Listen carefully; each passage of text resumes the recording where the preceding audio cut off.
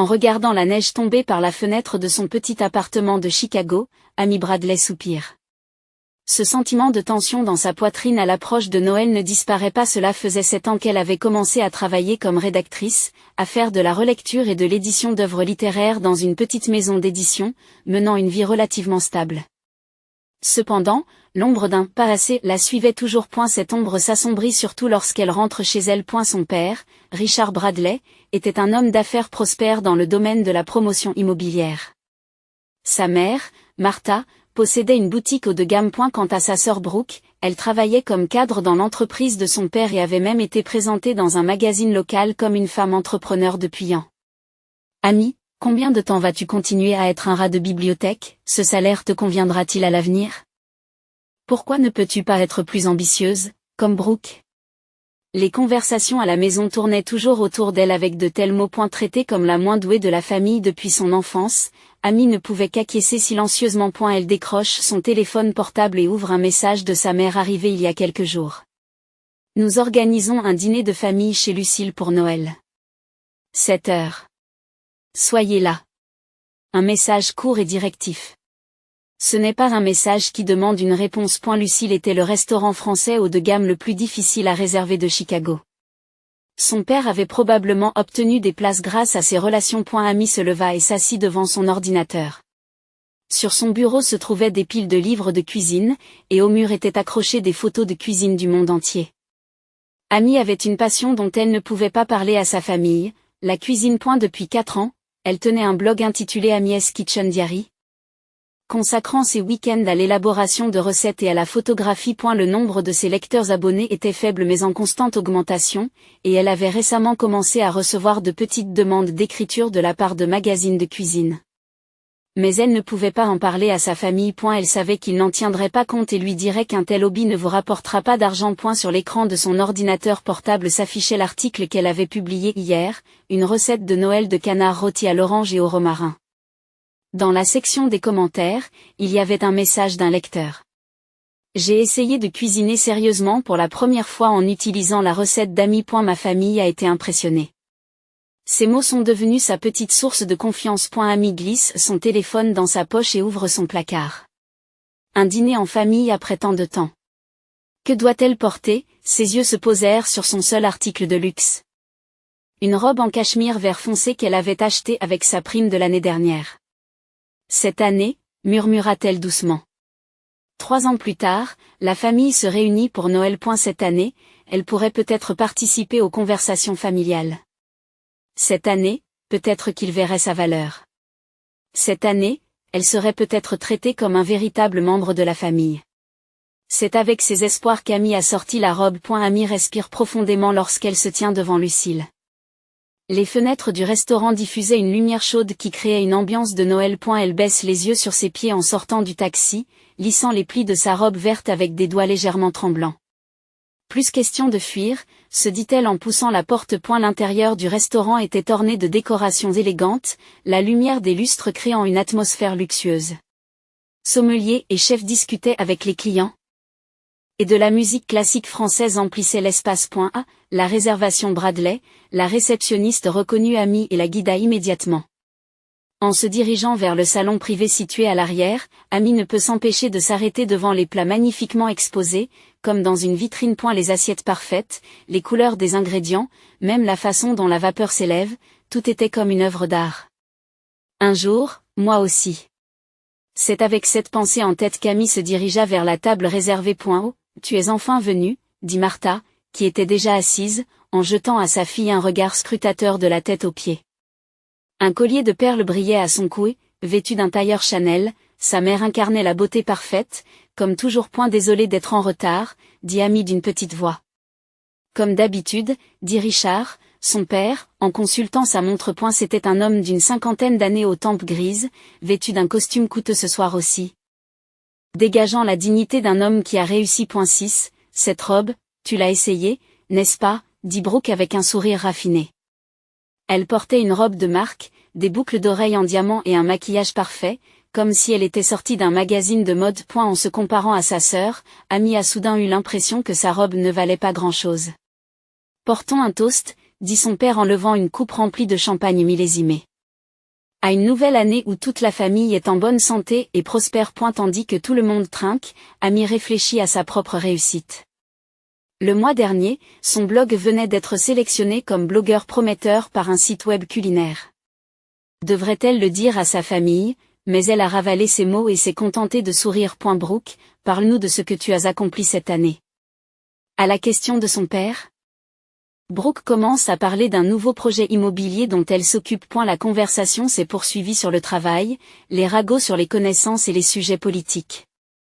Amy s'est contentée d'écouter, hochant parfois la tête. Alors que le plat principal est terminé et que le dessert est servi, Martha dit soudain, au fait, nous n'avons pas encore échangé nos cadeaux de Noël.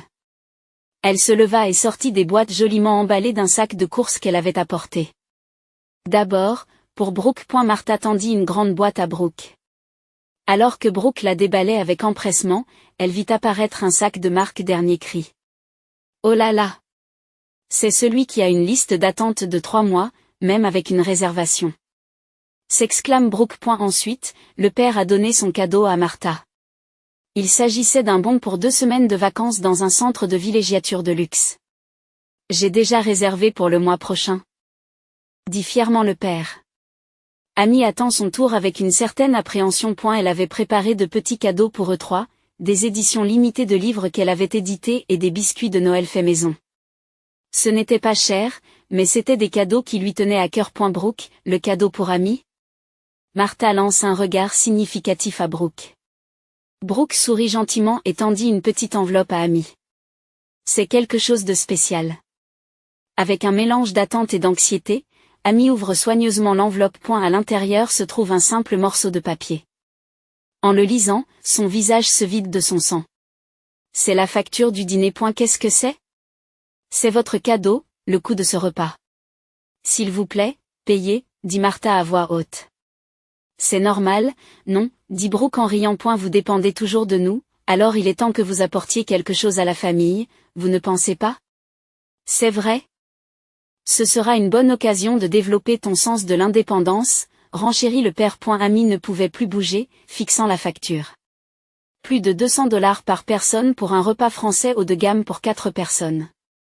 C'était l'équivalent de son salaire pour une semaine. C'est une blague, n'est-ce pas, dit-elle d'une voix de cheval. Martha hausse un sourcil. Tu as toujours été un boulet pour la famille, n'est-ce pas, depuis tes années d'études avec des notes dont personne ne pouvait être fier, jusqu'à ton travail dans une petite maison d'édition inconnue, et maintenant ton salaire. Amy tremble. Retenant désespérément les larmes qui menaçaient de déborder, elle sortit lentement son portefeuille. Priant pour que sa carte de crédit ne dépasse pas sa limite. Excusez-moi. Une voix discrète s'approche de leur table. En levant les yeux, ils virent un homme d'une 40aine d'années vêtu d'un costume sombre.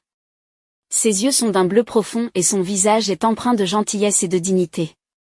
Un message du propriétaire pour nos invités, dit poliment le serveur qui se tient derrière l'homme. Tout le repas d'aujourd'hui est offert par le propriétaire. Alors que toute la famille affichait des expressions de surprise, seule Amy fixa l'homme dans les yeux. Il y avait quelque chose de spécial dans son regard, de la compréhension, de l'empathie et surtout du respect. Jacob Monroe, l'homme se présenta et fit une petite révérence à Amy. Je suis le propriétaire d'un Lucille. Merci d'avoir dîné avec nous aujourd'hui. Le propriétaire? Richard hausse un sourcil. C'est un honneur de recevoir un salut personnel de votre part. Jacob Monroe ne répondit pas directement aux paroles de Richard, mais observa tranquillement tous les convives. Ses yeux semblaient abriter une intention profonde. Au-delà des simples plaisanteries sociales. Je m'excuse pour l'expérience désagréable que vous avez eue dans notre restaurant, dit Jacob. Martha et Brooke se crispèrent. Elles devaient se rendre compte qu'il avait entendu leur conversation. Non, ce n'est pas le cas. Amy s'empresse d'articuler des mots, sentant son visage devenir brûlant d'embarras. En fait, je suis une de tes fans. Les paroles de Jacob surprennent tout le monde à la table. C'est Amy qui semblait la plus surprise. Une de mes fans? Vous êtes Amy Bradley du journal de cuisine d'Amy, n'est-ce pas? Dit Jacob en souriant. Et la recette de canard rôti à l'orange et au romarin que vous avez postée la semaine dernière était merveilleuse. Mon chef cuisinier a lui aussi été impressionné. De quoi parlez-vous? Demande Brooke avec curiosité. Serette, tu écris un blog? Amy ne sait plus où donner de la tête. Elle n'avait jamais imaginé que sa passion secrète serait ainsi révélée à sa famille. Dire que le propriétaire d'une Lucille a lu son blog. Je le suis depuis environ 1 an, poursuit Jacob. C'est un blog merveilleux qui transmet votre passion pour la cuisine, le respect des ingrédients et, par-dessus tout, votre désir de communiquer avec les gens par le biais de la nourriture. Martha regarde Amy avec étonnement.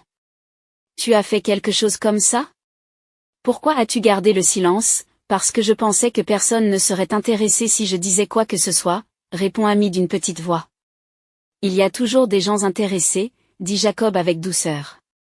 J'ai été touché par l'importance que tu accordes au temps passé avec ta famille en cette nuit de Noël. C'est pourquoi j'ai une proposition à vous faire. Il sortit une carte de visite de sa poche et la tendit à Amy. Des lettres dorées y flottaient, indiquant Monroe Restaurant Group. Nous exploitons 5 restaurants à Chicago et à New York, dont Lucille. Nous prévoyons de lancer un nouveau projet l'année prochaine. Un magazine et un site internet consacrés à la culture culinaire, intitulé Taste of Chicago. Jacob a regardé Amy droit dans les yeux et lui a dit, « J'aimerais que vous nous rejoigniez en tant que chroniqueuse régulière. » Une chroniqueuse? Amy n'en croyait pas ses oreilles. Oui. Présenter les joyaux cachés de Chicago, suggérer des recettes à base d'ingrédients de saison, des réflexions culturelles sur la nourriture, j'aimerais que tu écrives de ton point de vue. Bien sûr, avec un salaire et une rémunération correcte. L'atmosphère à la table a changé. Richard regarda Jacob avec un nouveau respect, et Brooke fut tellement surprise qu'elle resta bouche bée. Martha changea soudain d'attitude à l'égard de sa fille. Amy. C'est merveilleux. Martha haussa soudain le ton. Dire que notre fille a été directement repérée par un célèbre restaurateur. Amy plisse les yeux devant la volte-face de Martha. Il était difficile de croire qu'il s'agissait des paroles de la même personne qui la regardait de haut il y a quelques minutes à peine. Et si cela vous intéresse, j'aimerais également vous présenter notre nouveau projet de développement immobilier. Nous avons des propriétés parfaites pour l'agrandissement de nouveaux restaurants. Ce n'est peut-être pas le moment d'en parler. Jacob interrompit Richard d'une voix polie mais ferme. Ce soir, c'est la veille de Noël. Les discussions d'affaires peuvent attendre une autre occasion. Puis il se retourne vers Amy. Qu'en dis-tu? J'aimerais qu'on en parle plus en détail à mon bureau la semaine prochaine. L'esprit d'Amy était encore confus. Elle n'arrivait pas à savoir si ce qui se passait était réel ou si elle rêvait. Mais la sincérité dans les yeux de Jacob et le fait qu'il ait lu son blog, lui ont touché le cœur. Elle finit par répondre, « J'aimerais en savoir plus. » Merveilleux, sourit Jacob avec satisfaction. Que diriez-vous d'un lundi à 14h la semaine prochaine? Je vous attendrai à mon bureau. Il fit une légère révérence à tout le monde et dit, « Profitez bien de votre séjour ici. Nous avons des cocktails spéciaux de Noël préparés après le dessert avant de partir. » Après un moment de silence, Brooke prit la parole. Serette, que se passe-t-il? Comment quelqu'un comme lui peut-il connaître ton blog? Oui, Amy. Pourquoi as-tu gardé secrète une chose aussi importante? Demande Martha. Amy a pris une grande inspiration. Elle sent qu'il est temps d'exprimer enfin sa voix qui a été étouffée pendant si longtemps. Cela fait 4 ans que j'écris un blog sur la cuisine. A eu départ, il s'agissait d'enregistrer mes expériences culinaires, mais peu à peu, le nombre de lecteurs a augmenté. Elle a commencé à prendre confiance en ses mots. Le mois dernier, nous avons dépassé les 100 000 pages vues et j'ai commencé à recevoir des demandes d'écriture de la part de plusieurs magazines de cuisine. Brooke est restée sans voix. Est-ce que c'est important? Pour un blog de cuisine, ça marche plutôt bien. Amy a fièrement présenté ses réalisations pour la première fois. Mes lecteurs sont principalement des femmes entre 30 et 50 ans qui veulent essayer la cuisine authentique. Leurs commentaires et leurs réactions sont ma force motrice. Au fur et à mesure qu'Amy parlait, elle sentait la confiance monter en elle. Une expression passionnée qu'elle n'avait jamais montrée devant sa famille est apparue sur son visage. Récemment, j'ai commencé à écrire non seulement sur la cuisine, mais aussi sur la culture alimentaire en général. Je présente les petits magasins d'alimentation et les marchés de Chicago, la façon de choisir les ingrédients de saison. Les conserves maison. Richard, qui écoutait l'histoire de sa fille, la voyait pour la première fois comme une femme d'affaires. Martha n'avait jamais vu sa fille parler avec autant d'éloquence et d'assurance. Pourquoi ne nous l'as-tu pas dit? Demande Martha. Sa voix avait une douceur qu'elle n'avait jamais eue auparavant. Amy hésite un instant, mais décide de répondre honnêtement. Parce que je pensais que vous vous moqueriez de moi si je vous le disais. Le silence s'abattit sur la table. Les mots d'Amy ont touché leur cœur. Ils semblent réaliser pour la première fois à quel point ils ont blessé Amy.je, nous ne l'avons pas fait exprès. Martha a commencé mais n'a pas pu continuer. Mais c'est différent maintenant, dit Amy à voix basse. Maintenant? Je connais ma propre valeur. Et il y a des gens qui la reconnaissent. Elle regarda dans la direction où Jacob était parti. Cette rencontre avec lui ne ressemblait pas à une simple coïncidence. C'était comme si une porte fermée depuis longtemps s'était entr'ouverte ce soir. On apporta les assiettes à dessert. Amy prit sa fourchette et brisa tranquillement la surface de la mousse au chocolat. Un an plus tard, pendant la période de Noël, Chicago était à nouveau recouverte de neige. Amy termina sa dernière relecture à la rédaction de It Taste of Chicago et ferma son ordinateur portable. À l'extérieur de la fenêtre, les illuminations de la ville commençaient à briller dans le crépuscule naissant. Sa vie a radicalement changé au cours de l'année écoulée. Depuis qu'elle avait accepté l'offre de Jacob, sa carrière était montée en flèche. Ce qui n'était au départ qu'une chronique hebdomadaire avait pris de l'ampleur grâce à la réaction des lecteurs. Et son article Amy's Taste Discovery, la découverte des goûts d'Amy, était désormais le projet phare du magazine. Ses articles en ligne enregistraient régulièrement le plus grand nombre de vues. Le mois dernier, elle avait signé un contrat pour son premier livre de cuisine. Amy, le manuscrit est-il prêt?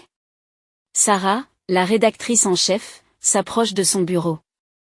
Oui, je viens de l'envoyer. Cette fois, il s'agit d'une émission spéciale de Noël sur le thème de la table familiale. J'ai hâte de le lire, dit Sarah en souriant. Au fait, tu viens à la fête de fin d'année ce soir? Jacob a hâte d'y être. Amy sentit ses joues s'échauffer. Sa relation avec Jacob avait commencé par un partenariat purement professionnel. Mais au fil du temps, un lien spécial s'était formé entre eux. Leur passion commune pour la nourriture, leur désir de faire plaisir aux autres et, par-dessus tout, leur reconnaissance mutuelle de la valeur de l'autre, tout cela les rapprochait. Bien sûr que je serai là, répondit Amy. Ça commence à 7 heures, n'est-ce pas? Après que Sarah a hoché la tête et s'est éloignée, le smartphone d'Amy a sonné. En regardant l'écran, il s'agissait d'un courriel de sa mère. Elle respire profondément avant de l'ouvrir. Amy, il faut que je te parle de quelque chose. Contacte-moi dès que possible. Mère. Amy fronce les sourcils. Les contacts avec sa mère avaient considérablement diminué au cours des derniers mois. Depuis cette nuit, sa relation avec sa famille avait subtilement changé. Bien qu'il les félicitait en apparence, il était clair qu'ils avaient des sentiments complexes quant à sa réussite. Plus récemment encore, les rumeurs concernant l'entreprise de son père l'ont inquiété. Amy a passé l'appel en hésitant. Amy? La voix de sa mère était empreinte de fatigue. Tu as peut-être entendu dire que nous sommes dans une situation difficile en ce moment, dit Martha d'une voix tremblante. Et la société de ton père a été poursuivie en justice. Et Brooke était également impliqué dans le projet. Je sais, dit Amy à voix basse. Les journaux en ont parlé. Nous avons besoin de fonds, commença Martha. Puisque tu as du succès maintenant, j'ai pensé que tu pourrais peut-être nous aider. Amy ne savait plus où donner de la tête. Les souvenirs du dernier Noël lui reviennent en mémoire. L'humiliation d'avoir reçu cette facture. Et maintenant, il lui demandait de l'argent. L'incident de Noël n'était qu'une blague, ajouta Martha comme pour se justifier. Nous ne voulions pas vous faire de mal. Nous sommes une famille, n'est-ce pas? La famille doit s'entraider, n'est-ce pas? Amy regarde le paysage enneigé à l'extérieur de la fenêtre et réfléchit profondément. Non pas par colère ou par vengeance, mais pour savoir comment réagir de façon vraiment correcte. Maman, dit-elle enfin. Je n'ai pas assez d'argent pour sauver votre entreprise. C'est vrai que je gagne plus qu'avant. Mais ce n'est que le début de ma carrière. Mais ton petit ami. Jacob. Je ne vais pas lui demander, dit fermement Amy. D'ailleurs, l'argent seul ne résoudra pas le problème de fond. À l'autre bout du fil, on entend Martha sangloter. Écoute, poursuit Amy d'une voix douce mais résolue. Tu devrais penser à résoudre ce problème par toi-même. Créer un plan pour reconstruire l'entreprise, répondez sincèrement au procès. Et surtout, vous devez reconsidérer votre façon de faire des affaires. Mais comment faire? Je n'ai pas d'expertise dans le domaine des affaires, dit Amy. Mais je sais qu'il faut avoir le courage de recommencer sa vie. Pensez à moi il y a 1 an. Qu'est-ce que vous voulez vraiment faire? Que voulez-vous chérir, peut-être devriez-vous commencer par y réfléchir. Après un long silence, Martha dit d'une petite voix, tu es devenue vraiment forte. Je ne suis pas devenue forte, répond Amy. Je suis juste devenue honnête avec moi-même. Après avoir mis fin à l'appel, Amy a pris une photo encadrée sur son bureau. Il s'agissait de la couverture du premier numéro de A Taste of Chicago. Elle et Jacob y sont représentés côte à côte, les yeux brillants de joie et de fierté. On frappa à la porte et Jacob jeta un coup d'œil. Vous êtes prête, demanda-t-il avec un sourire doux. J'aimerais qu'on parle avant la fête. Amy acquiesça et prit son manteau.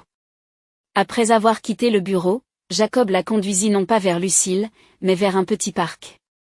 Dans la neige qui tombait, sous des arbres décorés d'illumination, Jacob lui prit la main. Ma vie a changé depuis que je t'ai rencontré, dit-il avec une expression sincère.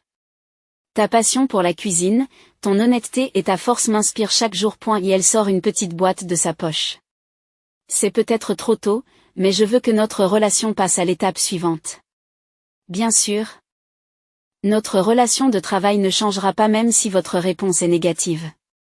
Mais je voulais exprimer mes sentiments. Amy est restée bouche bée devant la bague de fiançailles dans la boîte.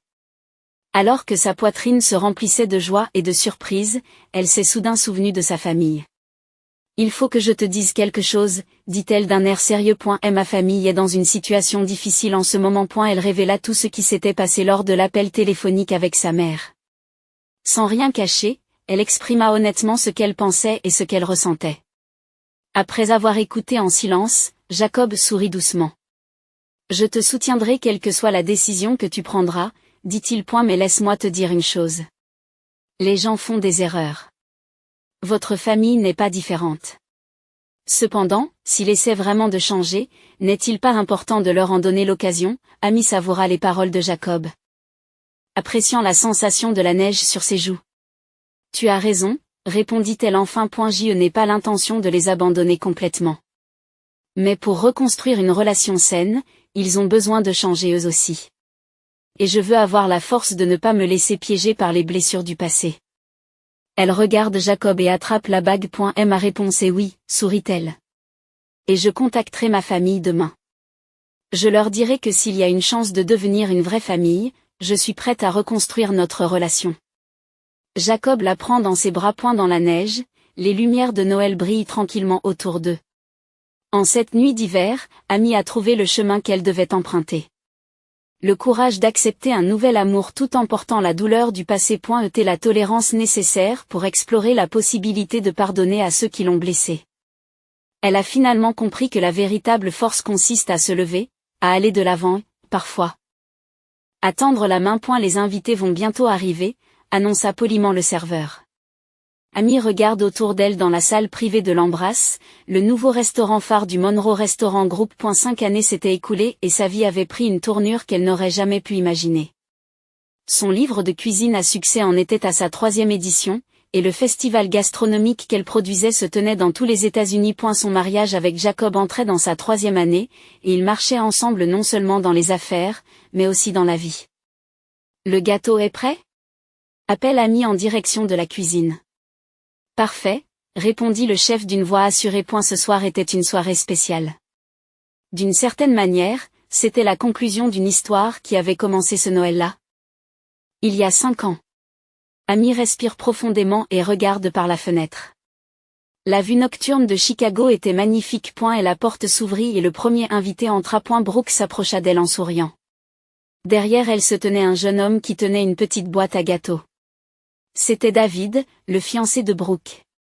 C'est moi qui l'ai préparé, dit Brooke en ouvrant la boîte à gâteaux. Je suis encore en train d'apprendre, mais Amy ne pouvait pas cacher sa surprise. Que sa sœur puisse un jour faire un gâteau elle-même. Pendant que l'entreprise de son père se reconstruisait, Brooke a dû réorganiser sa propre vie. Après des essais et des erreurs, elle avait ouvert une petite boulangerie, qui était devenue une boutique très appréciée dans la région. C'est charmant, dit Amy avec sincérité.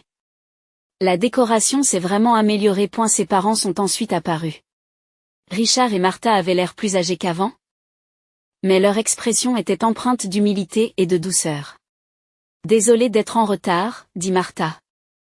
Le travail bénévole à la banque alimentaire a pris plus de temps que prévu. Après s'être relevée du bord de la faillite, Martha avait commencé à travailler dans une banque alimentaire pour rendre à la communauté ce qu'elle lui avait donné. À eu début, elle a peut-être pensé à l'image, mais peu à peu, elle a trouvé une véritable joie à aider les autres. Richard, embrassé par sa fille, a dit d'une petite voix, « Grâce à toi, nous avons appris beaucoup de choses. » Son entreprise a survécu, même si elle a été réduite, et elle a maintenant construit un modèle d'entreprise qui donne la priorité à l'honnêteté et à la transparence. Enfin, Jacob entre dans la salle. Après avoir salué tout le monde, il se tient à côté d'Amy et lui prend doucement la main. Maintenant, profitons du repas spécial préparé pour ce soir, annonça Jacob. Sur la table se trouvait un plat spécial conçu conjointement par Amy et Jacob. Ce menu retraçait le parcours d'Amy depuis les débuts de son blog culinaire jusqu'à aujourd'hui. Au fur et à mesure que le repas avançait, la conversation s'est déroulée naturellement. Fini la tension et les faux sourires du passé, chaque personne a partagé honnêtement ses succès, ses échecs, ses espoirs et ses rêves. Au moment du dessert, Amy s'est levée et a pris son verre. Il y a 5 ans, à Noël, j'ai atteint un tournant dans ma vie dans un autre restaurant de la ville, commença-t-elle tranquillement. Ce soir-là, j'ai appris beaucoup de choses. Que la vraie valeur n'est pas dans les choses ou l'argent, mais dans le respect et le soutien mutuel. Et surtout, l'importance de vivre honnêtement avec soi-même. Elle a regardé chaque membre de la famille. Nous avons chacun suivi notre propre chemin. Il y a eu des difficultés. Mais je crois que ces expériences nous ont aidés à devenir de meilleures personnes. Des larmes perlèrent dans les yeux de Martha. Brooke acquiesce silencieusement. Richard écoute en silence, avec de profondes pensées. Nous sommes réunis ce soir non pas pour oublier le passé, mais pour célébrer le début d'une nouvelle relation. Le début d'une relation où nous reconnaissons et respectons nos différences, tout en nous soutenant mutuellement en tant que famille. Amy a regardé Jacob, qui s'est levé à son tour. Ils se sont tenus la main et ont souri à tout le monde. Nous avons une annonce spéciale à faire, dit Jacob. Au printemps prochain, nous accueillerons un nouveau membre dans notre famille. La salle s'est remplie d'applaudissements et de larmes. Même si les anciennes fractures n'étaient pas complètement guéries, l'espoir de la naissance d'une nouvelle vie leur donnait l'occasion d'une véritable réconciliation. Alors que la neige s'accumulait tranquillement sur les vitres de la fenêtre, Amy a réfléchi avec son cœur. La vie est imprévisible. Elle offre parfois des souffrances, parfois des cadeaux inattendus. Mais ce qui compte vraiment, c'est de ne pas se perdre dans ce voyage et de continuer à avoir le courage d'aimer. C'est le secret du bonheur qu'elle a trouvé.